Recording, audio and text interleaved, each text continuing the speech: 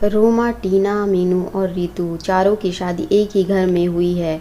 चारों बहुएं एक ही साथ एक घर में रहती हैं। चारों की सास सुशीला जी बहुत ही समझदार और शांत स्वभाव की महिला हैं।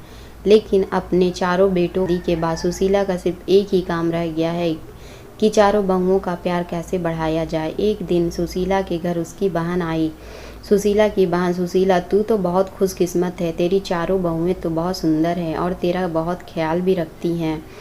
तुझे तो सुशीला: अरे कहाँ दीदी, मुझे तो हर समय यही चिंता रहती है कि कहीं इन चारों में लड़ाई ना हो जाए। जब भी मुझे लगता है कि इन चारों में बहस होने वाली है तो मैं बात को संभाल लेती हूँ। सुशीला की बहन: ये बात तो सच है सुशीला। दुनिया सोचती है कि बहुएं आ जाने से घर में खुशियाँ आ जाती हैं, लेकिन ये भी सच है कि घर में बहुएं आ जाने से सास के लिए जिम्मेदारी भी बढ़ जाती है। हर समय बस यही सोचते रहो कि कहीं लड़ाई ना हो जाए। ये दोनों बात कर रही थी, तभी अचानक रोमा और मीनू की लड़ने की आवाज़ आई। रोमा: मैंने एक बार पोछा लगा दिया है तो मैं दोबारा नहीं लगाऊंगी। मीनू: दोबारा पोछा तो तुम्हें ही लगाना पड़ेगा। रोमा: तुमने घर इतना गंदा पोछा लगाया है, लगी नहीं रहा है कि घर की सफाई हुई है। बहुओं में इस तरह की लड़ाई देखकर सुशीला की बहन घबरा गई और सुशीला को समझाने लगी, तेरी बहुएं काम कम करती हैं और लड़ाई ज़्यादा करती हैं। सुशीला, तुझे इनकी लड़ाई बंद करने के लिए कोई ना कोई रास्ता तो निकालना ही होगा। ये कहकर सुशीला की बहन वहाँ से चली। अब सुशीला दिन रात यही सोचती रहती कि इन बहुओं का आपस में प्यार कैसे बढ़ाया जाए।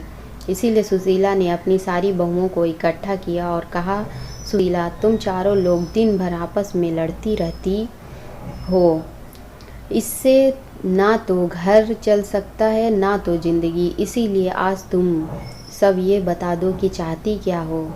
रोमा: माँ जी, आप हमें अलग अलग घर दे दो। सुशीला: मेरे पास इतना पैसा नहीं है कि मैं तुम चारों को अलग अलग घर बना कर दें।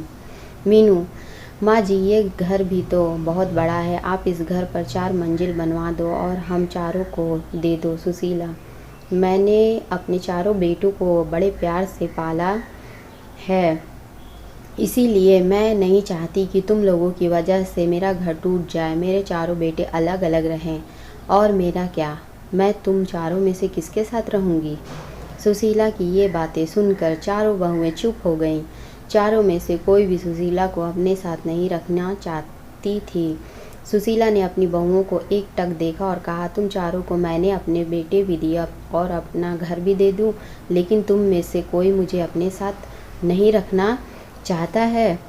ये कहते हुए सुशीला की आंखें भर आईं और वो उन चारों बहुओं के काम बांट दिए और उन सब को कहा कि कोई भी आपस में नहीं लड़ेगा। लेकिन उनकी बहुएं कहाँ मानने वाली थी।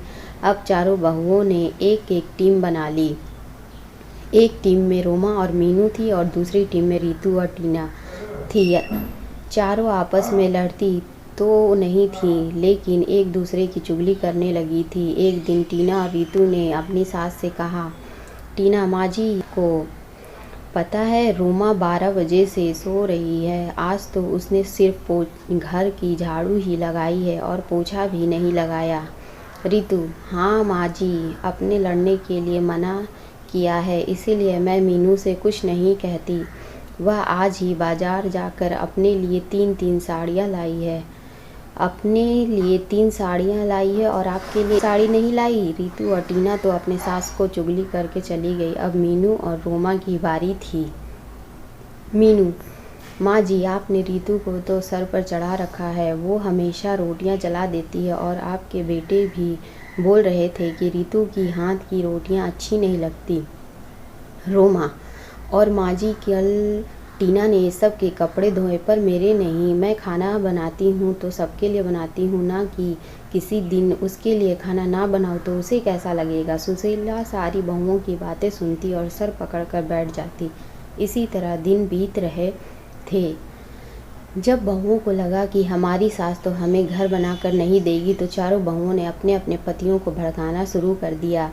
जैसे ही उनके पति काम से आते वैसे ही चारों बहुएं चुगली करने में लग जाती। एक दिन जब उनके पति घर आए तो रोमा बोली, रोमा सुनो जी, मैं इस घर में नहीं रह सकती। मैं सारा दिन घर का काम करती हूँ और फिर भी आपकी माँ और आपकी भाभीयों की ताना सुनती हूँ। रोमा का पति, मैं भी रोज़ रोज़ की लड़ाइयों से दुखी हो चुका हूँ, आज तो फैसला हो ही जाए। उधर मीनू भी अपने पति से कहती है, मीनू सुनिए जी, हम कब तक आपके घर वालों के साथ पिसते रहेंगे। बच्चे बड़े हो रहे हैं, उनके भी भविष्य के बारे में सोचना है। आप तो सारे घर का खर्चा चलाते हो और मैं घर के काम में लगी रहती हूँ।